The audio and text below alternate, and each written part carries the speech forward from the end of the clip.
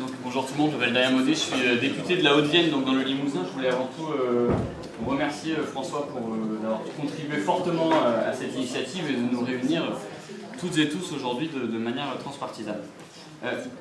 Il y a eu le Japon, le Canada, Singapour, le Vietnam, le Mexique, le Chili, la Nouvelle-Zélande. Je crois qu'en ce moment on n'a jamais autant entendu parler de souveraineté, de relocalisation et de Made in Europe ou de Made in France, mais pourtant on n'a jamais autant signé ou négocié d'accords de libre-échange.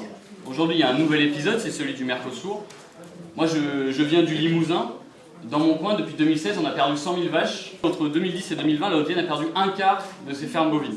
En vérité, ce qui se passe en ce moment, c'est de véritables plans sociaux à bas bruit.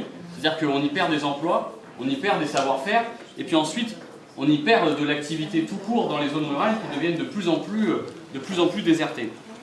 Si on est réunis aujourd'hui, en tout cas si moi je suis là, c'est aussi parce que j'ai une inquiétude profonde qui va au-delà du Mercosur. C'est l'inquiétude de savoir est-ce que demain, on saura encore faire à manger en France, est-ce que demain, on saura encore faire de la viande en France, ou est-ce qu'on devra forcément dépendre du Mexique, du Brésil ou de la Pologne?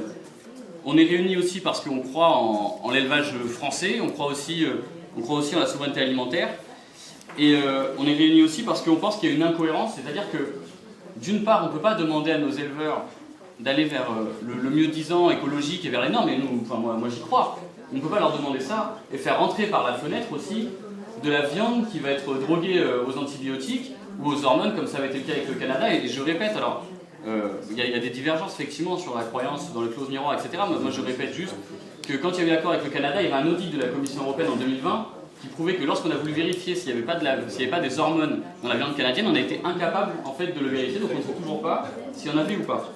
Je veux juste terminer enfin, je pense qu'à l'ère du Covid et des pénuries, on a tout intérêt aujourd'hui à protéger nos éleveurs, ensuite à protéger notre santé et à protéger notre climat, et c'est pour ça que moi je suis à 100% derrière cette proposition de résolution avec tous mes collègues.